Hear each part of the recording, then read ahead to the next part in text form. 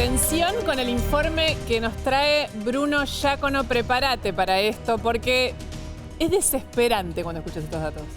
Lo venimos contando, esta auditoría, un informe exclusivo al que accede Verdad Consecuencia, que tiene Bruno, y que es tanta la información del descontrol del Estado, de todo lo que no conocemos, de lo que no sabemos, pero no nosotros, Bruno, que estuvo haciendo el trabajo de investigación, los propios funcionarios del Estado argentino, del gobierno argentino, que ni siquiera saben qué propiedades tienen, cuántas son, en qué situación está. ¿Cómo es la historia, Bruno? Así es, ¿cómo están? Buenas noches. A ver, la auditoría del Estado sigue arrojando datos que son alarmantes. Entre ellos, el Estado Nacional no sabe la cantidad de inmuebles, de propiedades que tiene. ¿Cómo es esta historia?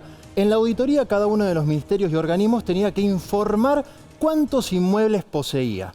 Los números que entregaron los ministerios y los organismos no coinciden con los números que tiene la Agencia de Administración de Bienes del Estado. ¿Qué es la Agencia de Administración de Bienes del Estado?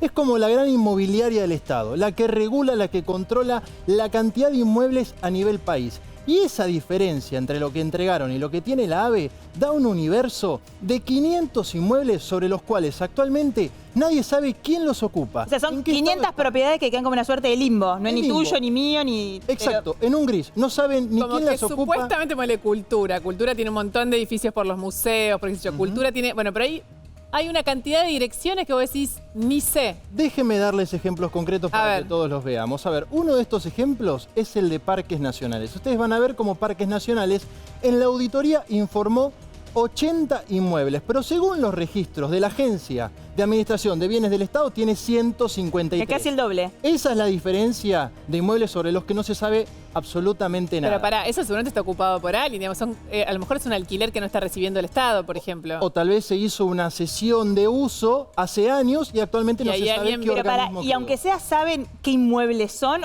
O sea, ¿dónde están?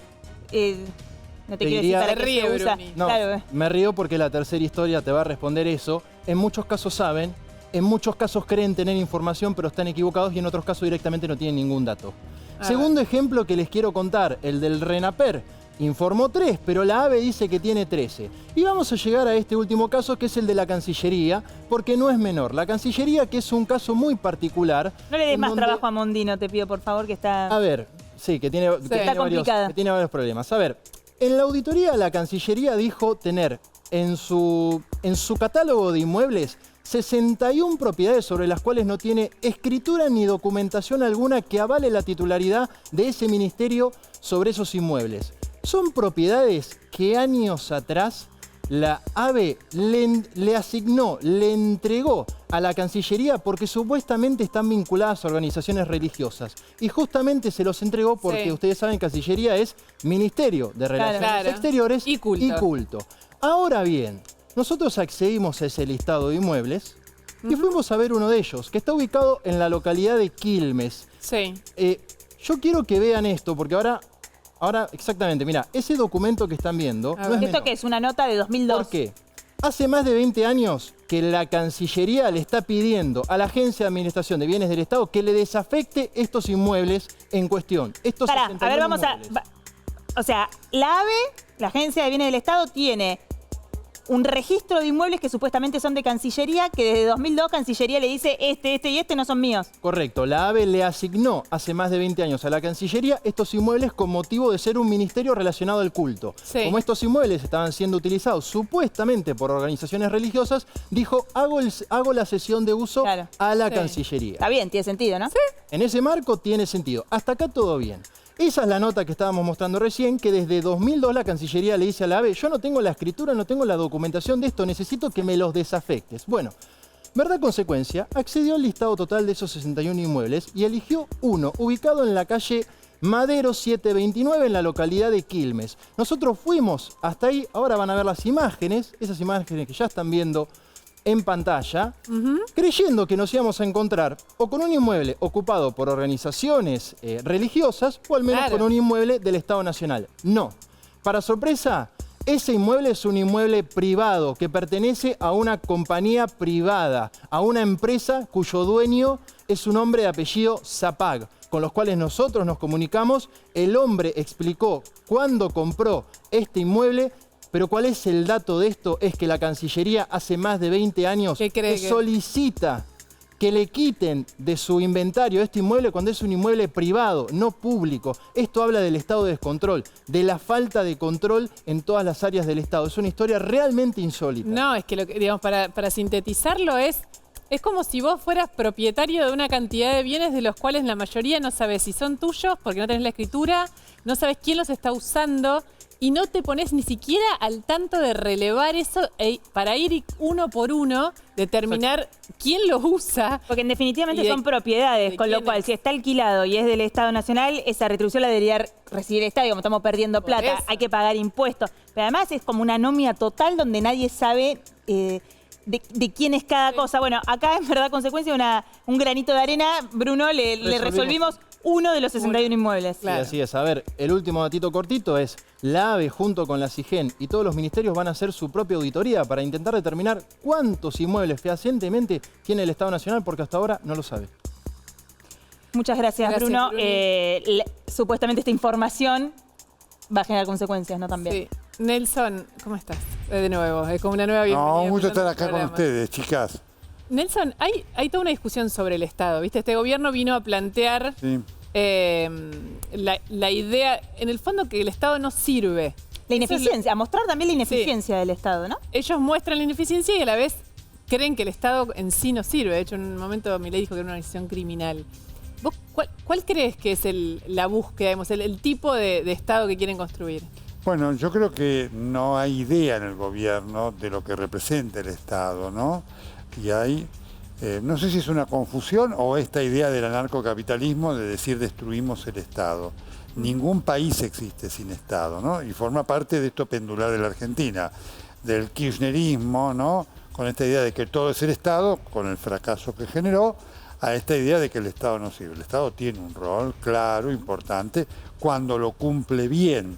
Y este es el problema que hoy está afectando al gobierno, ¿no? Y uno de los ejemplos que está sucediendo es lo que está pasando con el tema de la salud pública a la luz de lo que representa esta epidemia de dengue que está pasando el país. El Estado es necesario. Ahora, por supuesto, es necesario cuando cumple bien su rol y este debería ser el objetivo del gobierno. Lo decías vos recién con el dengue.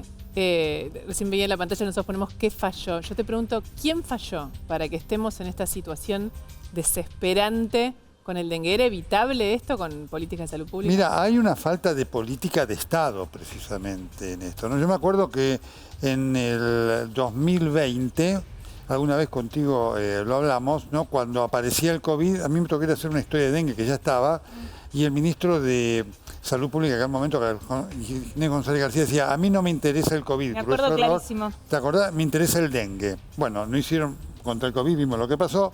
Contra el dengue tampoco hicieron absolutamente nada. Entonces, la falta de política de Estado termina generando falta de campañas de educación real sobre este tema, porque el secreto de esto es la instrucción sobre la gente. El Estado no puede hacer todo, que es velar por si tenés un balde en tu casa lleno de mosquitos, ¿no es cierto? En todo esto el Estado ha fallado. Ha fallado también en todo lo que significan los testeos. Ustedes ven las colas que están sucediendo hoy en los hospitales, ¿no es cierto? Claro, decía, no hay repelente.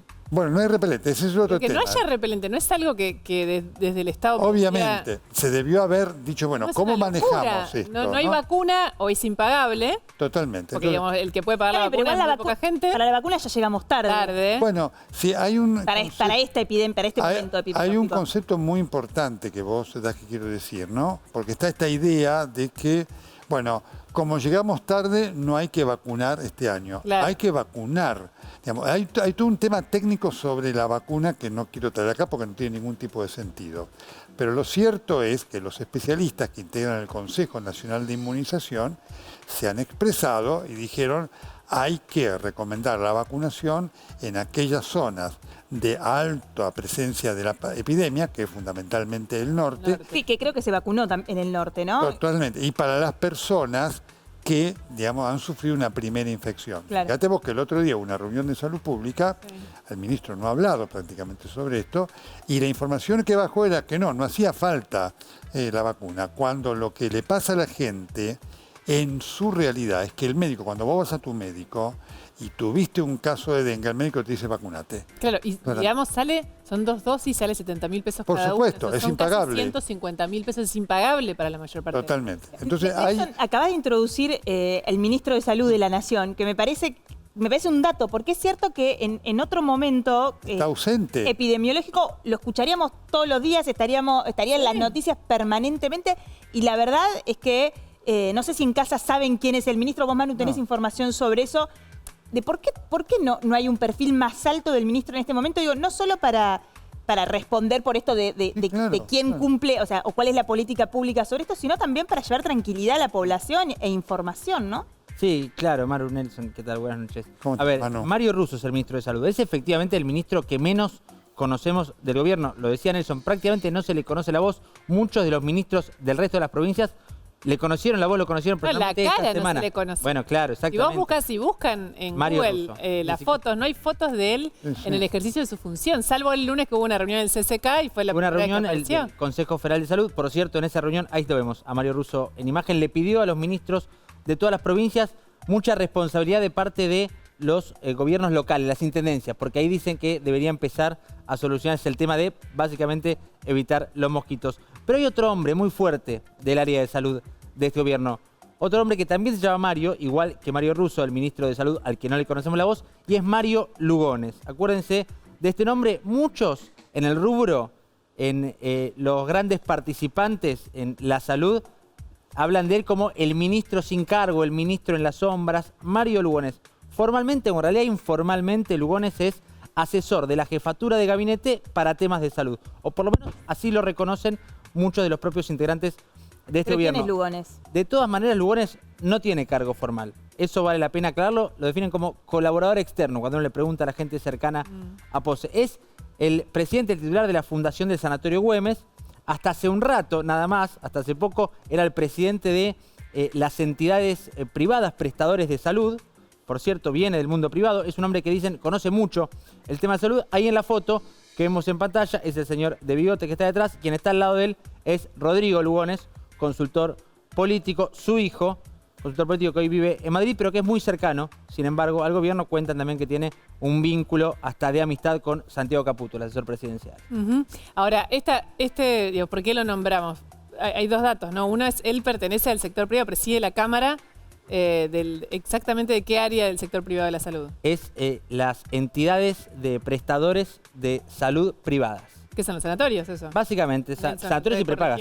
Sanatorios y prepagas. Por ejemplo. Perfecto. O sea, y lo que estamos diciendo es que él está a cargo en realidad de la salud pública, pero sin cargo. Bueno, dicen es un colaborador externo. Hace no mucho se fue un funcionario del área de salud, Rodríguez Chiantore. El superintendente de Servicios de Salud. Superintendente de Servicios de Salud. Cuenta él que vía WhatsApp, quien lo echó no fue el ministro de Salud, no fue el jefe de gabinete, fue esta persona, Mario Russo, y lo definió como el asesor principal en temas de salud del gobierno. Ahí está. Ahora volvemos con Nelson, pero hay información urgente.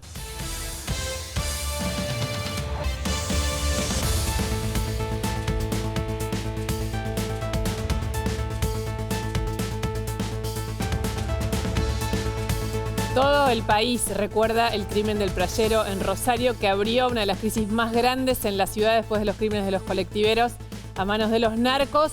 Detuvieron a un sicario acusado del crimen del playero. Estaba impune hasta ahora, Manu. Sí, y vamos a hablar mucho de esto, no solo por el caso del que tanto hablamos, Luis, sino porque este joven, quien por lo menos la fiscalía acusa y ya lo detuvo por esto, por el crimen de Bruno Busanich, tiene 15 años. 15 años. 15 años, lo detuvieron hace un rato, nada más en la zona 0 de Rosario, una de las zonas más calientes en términos de violencia y de vínculos con el narcotráfico. Esto pasó hace un rato por orden de la fiscalía.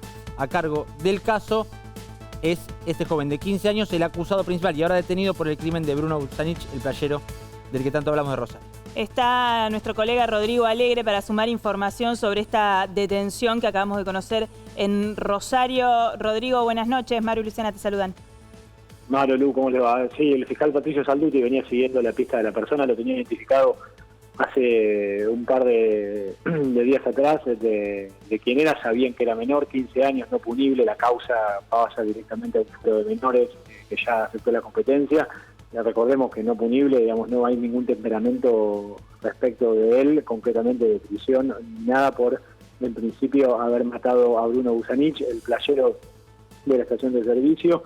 La Fiscalía tenía información de que estaba parando en una vivienda en el barrio denominado Zona Cero. Ahí fue la Policía de Investigación, la PDI, allanaron hace aproximadamente una hora y media y lo detuvieron. Ahora hay que ver qué temperamento toma el juzgado de menores a cargo, pero repito, es no punible, ni siquiera es que tiene 16 años, son 15 años y para la Fiscalía, en este caso para el fiscal Salduti, es el autor material del crimen del playero ocurrido el 10 de marzo pasado. Rodrigo, no, te quería preguntar eso justamente, si en la causa, por la información que tenés en la Fiscalía, tienen, no digo la certeza completa, pero casi la certeza de que este chico, no puedo decirlo de otra manera, porque tiene 15 años, es quien mató a Bruno. Sí, por lo menos la Fiscalía cree que la persona, primero porque la imagen es bastante clara y evidente. Ah, por eso, la prueba es contundente, digamos. Por lo menos la imagen se lo ve ahí, lo identifican algunos de los testigos y entiendo que declararon también algunas personas que lo conocen y por eso el fiscal pide la detención, el juez se la habilita y es así que lo detienen. Pero bueno, obviamente que hay que ver qué pasa con el resto de las pruebas de la causa y demás. 15 años, algo que sabían los investigadores, pero que le llamó muchísimo la atención. Ahí está, Rodri, muchísimas tiempo, ¿no? Muchísimas gracias. Esa imagen la vamos a retener Luciana, siempre, sí, Nelson. ¿Me permitís? Porque nosotros estuvimos ahí. Es muy importante este dato que sea menor. Sí, claro. Porque forma parte de esto que la realidad en el narcotráfico, la utilización de estos soldaditos para vender droga, para matar y demás, con la inimputabilidad que hasta hoy tiene. Así que es un dato muy importante ¿no? Es que, primero, ahí se ve solo la foto del sicario, pero me acuerdo perfecto la tapa del diario Clarín al día siguiente, que era la imagen de ese momento espantoso, tenebroso, donde los dos se ven las caras, ¿no? Bruno y él. Bruno tenía apenas 25 años. 25. Se veía que era joven. Bueno, está claro que es una decisión mandar a un chico de 15 años, que es inimputable por nuestra ley. Ahora podemos también abrir la conversación con el resto de los invitados. Pero bueno, más allá de que obviamente va a quedar detenido en un centro de detención de minoridad, pero es un juez tutelar, o sea, él no va a tener un juicio por esto. Más allá de la condena es como el fracaso de todo, ¿no? Sí, que un pibe de 15 años vaya y mate a otro de 25 que está es como la foto del drama de la Argentina. Está con nosotros también el diputado Damián Arabia. Buenas noches y buenas noches, Maslatón. ¿Qué tal? Buenas noches. Entiendo que de un momento a otro el Congreso va a empezar a discutir los cambios, por ejemplo, de la Ley de Seguridad Interior, pero además otro paquete de leyes que buscan modificar una política punitiva quizás más agresiva, inclusive. Siempre me pregunto si no alcanzaría con aplicar lo que ya está y aplicarlo bien para evitar que estas cosas pasen, pero quería preguntarle sobre los cambios en seguridad que se vienen. Bueno, tanto la ministra Bullrich como el ministro de Defensa, Luis Petri, nos han convocado una serie de reuniones en las últimas semanas en donde nos comunicaron un paquete de leyes. La mayoría tiene que ver con seguridad, alguna en particular tiene que ver con defensa, que básicamente lo que hacen es, sobre el sistema que hoy ya tenemos, con figuras que ya tenemos de técnicas de investigación especiales, como la figura del arrepentido, crea una nueva lógica fundamentalmente con lo que es una ley antimafia en la Argentina. Pero, por ejemplo, con el tema de la edad de imputabilidad, que siempre se conversa tanto, creo que había un proyecto de Santilli presentado inclusive, ¿se va a avanzar sobre ese punto, por ejemplo? Sí, yo se lo pregunté explícitamente a la ministra Bullrich cuando fue al Congreso para el debate de la ley de bases. Le pregunté si el Ejecutivo iba a mandar una baja en la edad de imputabilidad, me dijo que sí, y si iba a mandar un régimen penal juvenil, y me dijo que también. ¿Y hay una edad fija?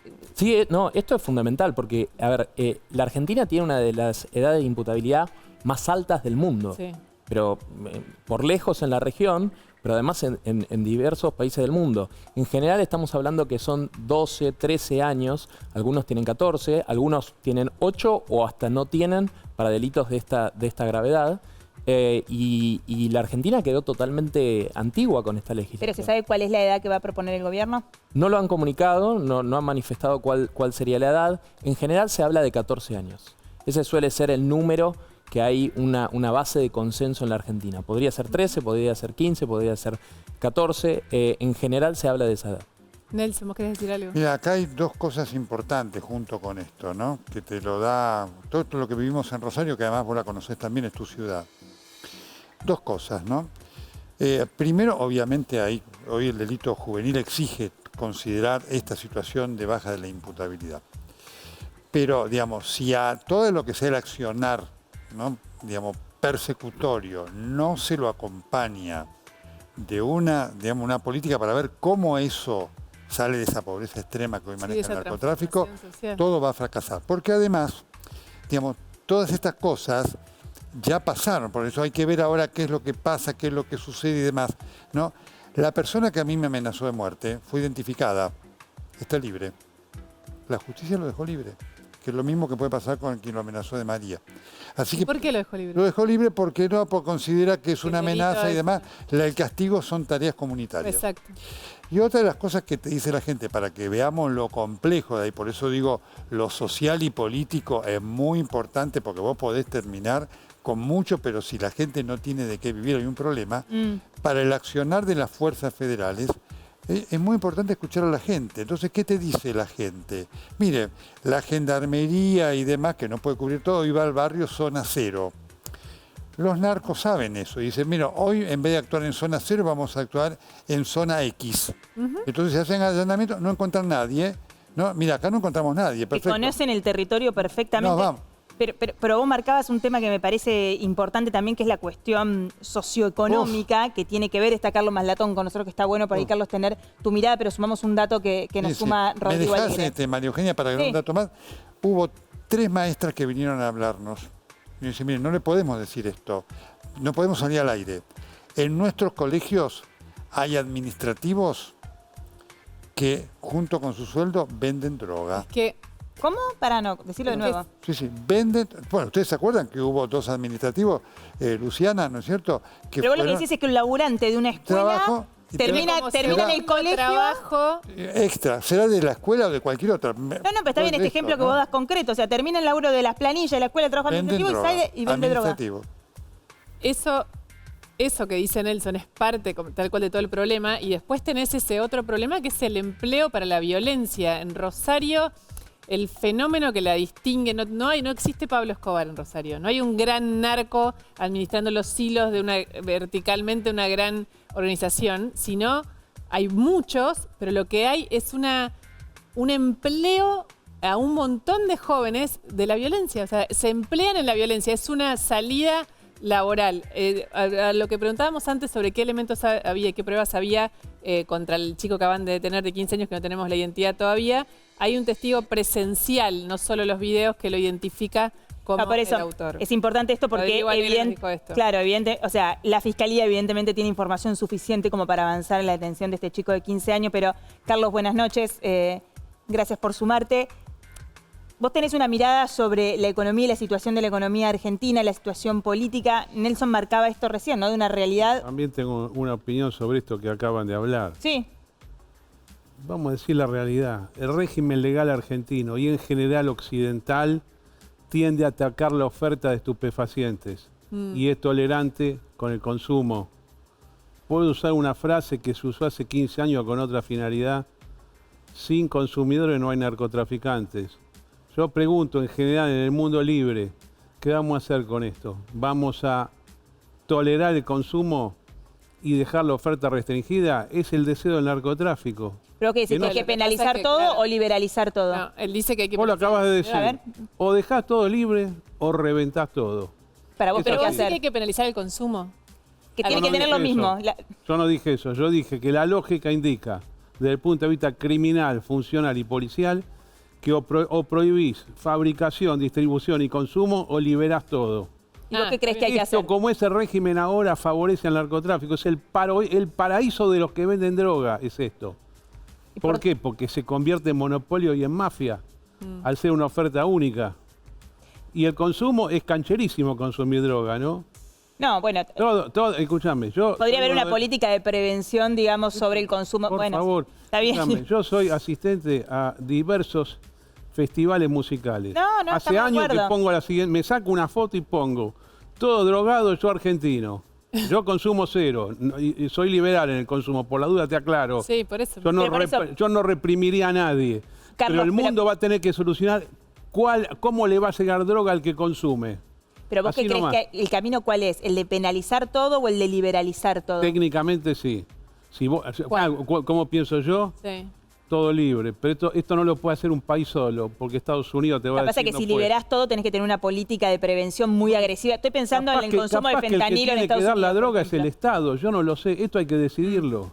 Pero esto, así como funciona, es un desastre mundial. Sí. Una calamidad. Es un tema muy complejo. A veces, yo siento que muchas veces creemos tratar de encontrar una salida que solucione el fondo, como si hubiera un camino lineal que nos lleve a eso. Algún día va a haber que solucionar el fondo, ¿no? Es una... ¿Usted esto- no hay duda, conoce no la hay opinión duda. del Creo que presidente sobre esto? ¿Cómo es? Si usted conoce la opinión del presidente, Sí. o por ahí Arabia también No, conoce sí la opinión. conozco. Cuando estaba en el llano era pro droga libre, ahora no puede. Droga libre, te referís vos. El volvemos liberal- a lo el mismo, liberal- a liberar, a no El penalizar liberal es pro droga la libre, la el liberal, distribución. libertario más todavía. Bueno, en la campaña él lo había dicho. Que Pero no lo puede hacer. ¿Cómo va a hacer ahora? ¿Qué va a decir? Argentina droga libre. No puede, seamos realistas. También. Pero esto es una contradicción mundial que algún día Estados Unidos va a tener que decidir por qué decidió prohibir la cocaína. Hace Estados Unidos 60. tiene un ¿Por qué? escándalo fenomenal con el fentanilo que se le mueren los pibes. Está bien, pero disculpen, ustedes que han viajado por el mundo. Yo, el lugar a donde estuve en Estados Unidos, siempre vi droga. Y te ofrecen droga gratis en una fiesta. Casi Entonces, en ¿qué cualquier quedamos? país del mundo sucede entonces, eso, pero Carlos. entonces vivimos en una mentira. Y bueno, sí. Lo Sí, mismo lo que que pasa es que consumen coincido, son los que ponen cara de espantado Yo frente al coincido. narcotráfico. ¿Cómo es Yo eso? coincido, Bueno, también- me pregunto si cuando vos liberás se soluciona el problema o si no es que queremos creer que se soluciona el problema. Por liberar, porque también se ha comprobado que vos los lugares donde se libera se producen igual mercados ilegales. O sea, es difícil, yo no quiero decir que no tiene solución porque Pero todo sabés la que hay tiene. algo que hay que Pero hay no que creo que atacar, sea que es una cosa... la mafia del narcotráfico. ¿Cómo reventás ese tema? ¿Lo reventás con prohibición y con combate o lo reventás con liberación? Bueno, pero en Rosario, Por ahora, ejemplo, el tu combate teoría ha no aplica. fracasado. Está bien, Por pero en ahora hay Rosario- países narcos. Sí, pero en Rosario tu teoría no aplica. Porque en Rosario el problema más grande que tenés no es tanto la distribución de la droga, sino la distribución de la violencia. Bueno, pero ¿por qué? Entonces, ¿qué haces con eso? Déjame, Por el monopolio. déjame Sí. sumarte algo ahí. Nosotros hablamos de Rosario porque básicamente en Rosario estalla la violencia y estallan los asesinatos. Claro. Pero lo mismo que te pasa en Rosario te pasa hoy en Moreno, en el conurbano bonaerense. La diferencia es que vos no lo ves materializado como el hecho de violencia. Ahora, la lógica de las bandas que vos recién mencionabas, que muy bien señalabas, no es una lógica de un jefe narcotraficante, sino que es una lógica de una diáspora. En esa lógica te pasa lo mismo en el conurbano. Por eso Claro. hay uno de los proyectos de ley que está enviando el Ejecutivo ahora al Congreso, que es la ley antimafia. Es muy importante, Sí. porque lo que te hace eso es considerar a todo miembro de la organización como un miembro necesario para que la organización funcione. Le dan a Porque si todos no, la ¿qué te pena pasa? mayor. Claro, lo que decía Nelson recién, que en este caso se suma el agregado de que el acusado o presuntamente asesino es inimputable. Pero si no, lo que te pasa es que tenés una cantidad de perejiles que después nunca quieren confesar No cuál tiene es ningún estímulo la para organización, no confesar. tienen estímulo para confesar cuál es la organización a la que pertenece. ¿Crees que estas leyes se van a aprobar en el Congreso? Yo estoy convencido que sí, porque además pasó algo que fue muy fuerte, una escena que fue muy fuerte, que cuando vino la ley de bases al Congreso y el Congreso, bueno, se llegó a votar la delegación de la emergencia en seguridad y las bases en la delegación y fue rechazado. Y a las 2 semanas Rosario sangraba. Y a las 2 semanas todos los políticos estaban diciendo, bueno, Rosario sangra, nos solidarizamos Sí, con no sé Rosario. si la delegación de facultades resuelve el problema, pero son herramientas, digamos. No, Vos pero lo me que parece necesitas bueno son... esto que vayan a mandar ahora leyes específicas para atacar el problema puntual Vos de lo que Rosario, necesitas son ¿no? herramientas. Necesitas aumentar las penas en la resistencia a la autoridad para darle al policía, al gendarme, al prefecturiano, darle el volumen que necesita. Necesitas la legítima defensa. Necesitas la ley antimafia. Necesitas una serie de facultades. Es decir, son herramientas que vos le das a las fuerzas policiales de seguridad que hoy están asustadas. Están asustadas porque cada 2 por 3 lo quieren convertir en el victimario. Y es exactamente la inversa. Ahí está. Tenemos que ir a una pausa. Manu, ¿tenías datos para agregar? Sí. Información que también nos va llegando también a través de nuestro colega Rodri Alegre. 2 testigos presenciales que identifican a este joven de 15 años por el asesinato de Bruno Busanich del playero de la estación de servicio. Uno de forma presencial. Un testigo que lo vio en la acción y otro que cuenta haber escuchado que el joven de 15 años se hacía cargo del homicidio. Dos testigos que son, además de la imagen, los que comprometen a este joven de 15 años. Ahí está. Tenemos que ir a una pausa. Dos historias muy importantes que te vamos a contar. Una la tiene Manu Jove. Hoy es el cumpleaños de Karina Milei, ese es el dato anecdótico. Lo que él te va a contar es la construcción de poder y la mesa chica. ¿Quiénes son la mesa chica? ¿Quiénes la componen a la mesa chica de la mujer que es cada vez más poderosa en el gobierno de la nación? Después tenemos que hablar de economía. Absolutamente. Hacemos la última, che. Hacemos la primera pausa, ¿verdad? Consecuencia, quédate ahí. Ya volvemos.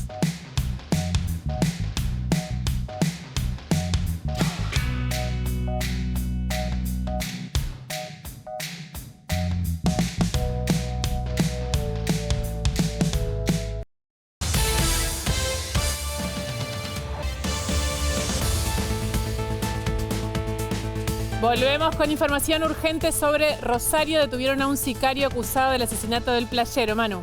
Lo decíamos, dos testigos que lo involucran directamente. Uno testigo presencial del hecho, otro que contó que esta persona justamente había contado, se había asumido como responsable. Agregan ahora que ya hay una confesión de parte de este menor y también nos cuentan que intervino para entregarlo de alguna manera ese pedido de recompensa que había propuesto en su momento 10 millones, que se había propuesto en su momento 10 millones de pesos, que fue la motivación para entregarlo. Lo encontraron ahí, lo contamos hace un rato, en la zona 0 de Rosario, 15 años. Ahí está. Hay testigos, confesó, esta es la información que tenemos hasta ahora. Igual recordemos, tiene 15 años, con lo cual es inimputable. ¿Significa que va a quedar libre? No, pero va a formar parte de un régimen tutelar, con lo cual no va a haber juicio. No. Cumple recién en agosto 16 años. Claro. Seguramente habrá información oficial en un rato o confirmación por parte de la Fiscalía, ¿no? Y tenemos, Manu, cambiando totalmente de tema, pero hay información política. Vamos a ir a Maslatón ahora para hablar un poco de economía, que todavía ni empezamos con eso y nos interesa mucho cómo está viendo él. El gobierno da noticias que dice que son muy buenas en términos macroeconómicos. Habla de letras, de la B corta. Bueno, pero le vamos a preguntar a Maslatón, que también es liberal, ¿no? ¿Qué opina de cómo está yendo el plan económico? Pero Manu tiene información sobre una mujer que cumplió años. Exactamente, y que no es años. Marufar. Hoy cumplió Karina Milei, secretaria general. No te dice la edad de una mujer joven, por favor. Pero qué maldad, no importa. Qué anticuada, Maru. Igual. Siempre Como ella tiene la edad. Qué anticuada, además Wikipedia es de acceso público. Pero, es verdad. Maslatón igual se le puede preguntar sobre esto porque uno entiende que, como estuvo muy cerca de ese mundo, conoce a muchos de los protagonistas que vamos a mencionar ahora. Primero, ¿por qué decimos Karina 2025? Bueno, porque se ha transformado, más allá de la posibilidad concreta que aparece hoy a modo de rumor, a modo de versión, de que la cara de Karina Milei aparezca en una boleta. Candidata, en efecto. Particularmente, Milei, hablamos de elecciones legislativas, apellido Milei, una cara conocida. Ella reside además en Vicente López, o sea, provincia de Buenos Aires, el distrito más fuerte. Más allá de eso y del Armado Nacional que está llevando adelante, lo que queremos contar un poco es, hoy en su cumpleaños, el jefe, como la reconocen todos, por cierto, en el mileísmo, quienes están cerca de Karina Milei, una de las funcionarias que efectivamente menos cosas se conocen. Hoy publicó una foto, en realidad publicó Casa Rosada la foto para saludar a Karina Milei por su cumpleaños. Creo que la tenemos, la foto, y a partir de ahí podemos... Una mesa de trabajo que era Jueves Santo y estaba en la Casa Rosada trabajando. De hecho, ahí está. De hecho, ese era el mensaje formal. Ahí está con Ibáñez, aquí hemos vestido de militar porque es el nuevo jefe de la Casa Militar después de la salida de Alejandro Guglielmi. Pero vemos dos mujeres a los dos costados de la mesa. Aquí la vemos a Mara Gorini, su secretaria privada, la persona, te diría, la más requerida en Casa Rosada. Todo el mundo busca a Mara Gorini, ¿para qué? En definitiva, para hablar con Karina Milei. Es su mano derecha, su secretaria privada. Exactamente, viene del mundo privado. Hasta hace no mucho tenía una empresa de eventos con su marido, producción de eventos, a eso se dedicaba. ¿Cómo la conoce a Karina? ¿Cómo se acerca a Karina? La conoce hace mucho tiempo, cuentan que son muy amigas. Hay alguna competencia porque nadie quiere definirse como mejor amigo porque hay muchas que se la adjudican. Claro, está bien. Mejor amiga Cristina, sobre todo en tiempos de poder. Es un espacio natural para, digamos, secretaría privada, uno pone a la persona de más confianza, ¿no? Enfrente vemos, acá en remera, del otro lado de la foto, María Belén Aguides. ¿La morocha o la rubia? La morocha. Nelson Mira, también sorprendió. María Belén Aguides. A nadie, Maslatón quizás la conoce porque fue candidata a diputada en 2021. No entró, por supuesto, en esa lista que encabezaban Milei y Villarruel. Llega porque es cercana a Eugenio Cassiere, soy el legislador porteño de Ramiro Marra. Llega por ese mundo, hoy muy enfrentados, por cierto, con Karina Milei, los fundadores de La Libertad Avanza, Marra entre ellos. Y llega, dicen que generó un muy buen vínculo con Karina por su gusto compartido por el tarot. Mira. Por el tarot, ella especialista en, no quiero pifiarla al término exacto, me dijeron, pero muñecos de crochet. Se ríe Maslatón. ¿Por qué? ¿Qué está pensando? Se dedica a eso. ¿Se acuerda de algo? Se dedicaba a eso. No tengo ningún... sí, digamos, es una buena descripción la que está haciendo Manu Jove. Esto es así, las cosas funcionan así, por ese tipo de coincidencias, no por cosas muy sofisticadas de la política. Cae bien, cae mal, tiene compatibilidad, no, adelante o afuera. Lo que está diciendo Manu Jove, Casillas hace rato que está impugnado, pero Marra también. Sí. Por más que le quisieron dar una salida honorable, que lo sacaron como jefe de bloque. ¿Por qué le hicieron eso, Marra? Te voy a decir, porque me tiene altísimo perfil social. Si vos querés andar bien con Milei y con Karina, tenés que tener un perfil social político bajo. Si vas desarrollando cosa propia... O sea, no tenés que ser popular. No tenés que tener desarrollo online importante. ¿Y por eso Villarroel es un problema, por ejemplo? Lógicamente. Absolutamente. Es más, Marra le dieron simbólicamente un cargo... El un consejo cargo asesor. que no existe, digamos, integrante del grupo de asesores de la nada. El gran problema lo va a tener Marra cuando tenga que renovar su banca en la legislatura el año que viene. Hubo un gesto de Karina Milei afuera. en ese sentido en los últimos días, en las últimas horas, te diría porque lo que hizo Karina Milei como nueva gran armadora estratega electoral, pensando en 2025, fue crear, armar, fortalecer la Libertad Avanza Ciudad de Buenos Aires. Esto es una mala noticia para Ramiro Marra, que con su partido quería jugar políticamente ahí, para Oscar Sago del MIDA, quien por cierto Karina Milei quiere correr de la presidencia de la Cámara de Diputados. Sí, de la presidencia del bloque. que falló la semana pasada, pero va a intentar otra vez, ¿no? Sí. ¿Ya dijimos lo de la gente del hotel? Sí. No, faltó un integrante. Hay un integrante más cortito. Dos personas más en el círculo, Gladys Una más. Umenuk, que es la que hoy dicen la dueña de la motosierra en Olivos, subsecretaria de Coordinación Administrativa, y ahí está Roxana Coso. ¿Cómo la conoció? Era la gerente del Hotel Libertador, de hecho ahí la ven con...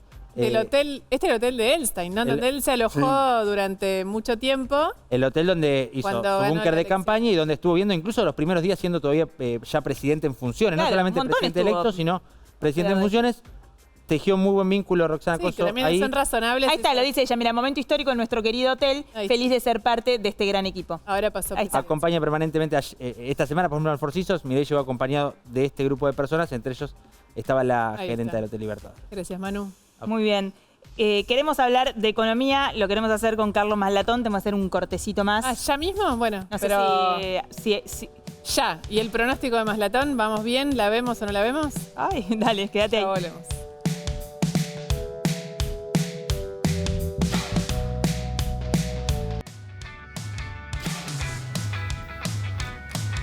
Acá estamos de vuelta, nos queda muy poquito programa, pero nos parece, lo trajimos a Maslatón, por eso después con lo Rosario no nos quedó tanto tiempo. Pero bueno, Carlos, ¿vos cómo Bueno, ves? te doy mi opinión. Sí, me interesa mucho. ¿Cómo la ves? ¿Cómo la Yo ves? lo que te quiero decir resumidamente es lo siguiente. A pesar de la tendencia ascendente de los activos argentinos, activos financieros, que son bonos y acciones, no de ahora, sino de hace 2 años, es una fuerte subida del 600 al 800% en dólares, que te indica que Argentina de fondo está para arriba y no para abajo. Era lo que vos siempre, yo me acuerdo, perdón, Siempre. en campaña venía Carlos y decía... A diferencia de lo que le ocurrió a Macri y lo que ocurrió Sí. con otros gobiernos anteriores. A pesar de esta tendencia, yo considero que la combinación de política cambiaria, monetaria y de deuda que están implementando Milei y Caputo es equivocada y que la van a tener que modificar. ¿Por qué? ¿Por qué es equivocada? Porque el efecto de todo lo que están haciendo es el incremento permanente de la cantidad de deuda emitida. No es cierto que está en baja, está en alza. Se emite en forma indirecta a través del déficit cuasi fiscal del Banco Central. Pero el efecto de esto genera un país carísimo en dólares. Recontra caro. Es insustentable esto. Cada vez que en Argentina tuvimos un país tan caro, después fue más barato. O porque se deflacionaron los precios por la fuerza en una recesión gigante, o porque voló el dólar. ¿Pero por qué estamos caros en dólares? Porque la política económica, o sea, de antes de asumir, que con los anuncios de Milei y lo que han hecho en estos meses es pagar una tasa de interés real positiva, 100% positiva, que era del 130, ahora es del 110 anual, que es real en dólares, para tirar el dólar abajo y de esa manera frenar la inflación. lo único que te genera, que conseguir con esto es ascenso de los precios en dólares. ¿Pero vos qué decís que tendría que haber una nueva devaluación? Bueno, lo que va a pasar acá es, o el dólar vuela al doble o los precios bajan a la mitad. Nominalmente en pesos. Esto pocas veces hizo, necesitas una recesión extrema. No sé si el país se va a bancar una recesión. Y si el gobierno quiere una recesión con deflación nominal de precios, va a tener que aplicar algo, una palabra pasada de moda que tiene 35 años, se llama el desagio. Es decir, si vos debías 100, ahora debes 80, 70. Si no, es imposible hacerla. Y lo más probable es que pase lo otro, que se licúen en serio los precios. Argentina, así como país más caro del mundo, no va a funcionar. Lo que están haciendo Caputo y Milei con esta política equivocada es desaprovechar una tendencia positiva de Argentina. Se puede corregir, tienen para mí 2 meses más para corregir esto. Bueno, más que eso no. No es nada. Gracias, Maslatón. Gracias, Arabia. Hernán. Un placer, Y por favor. Gracias, Nelson. Te A queremos ustedes, un tanto, gusto. Yo también a tanto. ustedes. Maestro. Un gusto. Gracias. Estuve de verdad. acá. Y gracias a todos ustedes por acompañarnos, por quedarse ahí. ¿Se terminó? ¿Verdad? Sí, hasta el jueves que viene. Felices Pascuas. Que lo pasen bien y en familia. Chau. Que descansen, que estén bien.